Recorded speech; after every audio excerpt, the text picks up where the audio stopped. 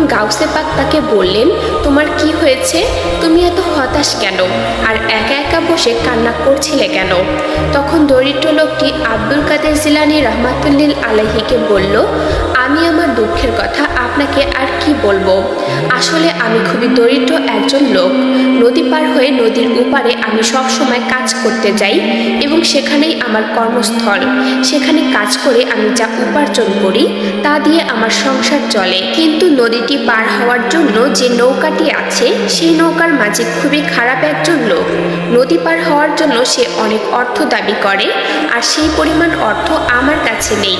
আজ আমি নদী পার হওয়ার জন্য সেই নৌকাতে উঠেছি এবং আমার কাছে নদী পার হওয়ার জন্য যথেষ্ট পরিমাণ অর্থ না থাকার কারণে সে সকলের সামনে আমাকে অপমান অপদস্থ করে এবং আমার কাছে যা যা ছিল তা নিয়ে আমাকে নৌকা থেকে নামিয়ে দেয়। সে খুবই খারাপ আচরণ করে মানুষের সাথে এবং সে দরিদ্রদেরকে প্রায় সময় অপমান করে শুধুমাত্র তার দাবিকৃত অর্থ না দেওয়ার কারণে।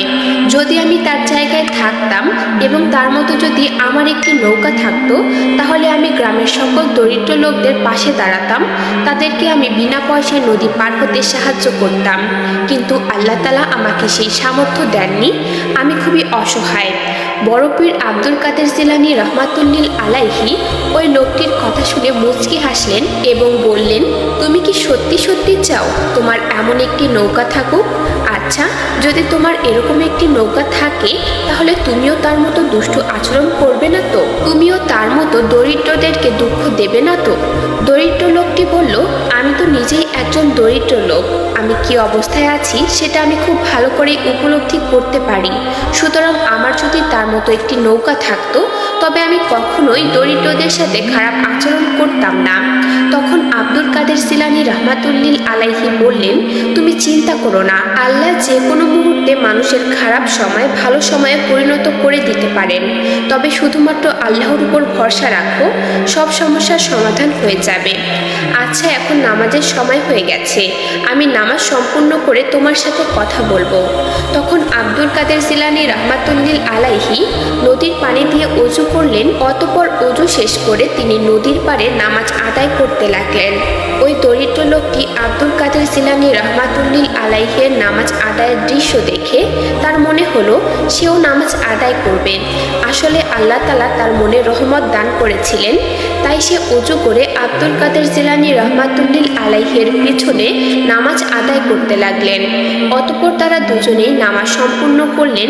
আব্দুল কাদের জিলানী রহমাতুল্লিল আলাইহি যখন মোনাজাত করছিলেন তখন সেই দরিদ্র লোকটিও তার সাথে আমিন আমিন বলতে থাকলো। নামাজ শেষ হওয়ার পরে ওই দরিদ্র লোকটির মনে এক ধরনের প্রশান্তি অনুভব হলো।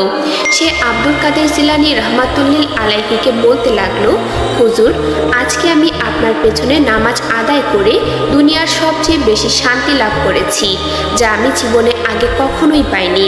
আসলে এখন আমার ইচ্ছে করছে শুধু আল্লাহর ইবাদত করতে, কিন্তু আমার দুশ্চিন্তা হয় আমার পরিবারের জন্য। তাদেরকে কে দেখবে?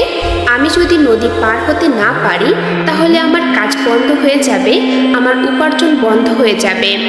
আব্দুল কাদের জিলানী রহমাতুল্লিল আলাইহি তখন ওই দরিদ্র লোকটিকে বললেন, তুমি চিন্তা করো না, তুমি এক কাজ করো, ওই মাছের কাছে এখনই যাও এবং তুমি তাকে গিয়ে বলো তার নৌকাটি তুমি কিনতে চাও। তখন দরিদ্র লোকটি বলল, আমার কাছে তো নৌকা কেনার মতো অর্থ নেই, আমি নৌকা কেনার টাকা কোথায় পাবো?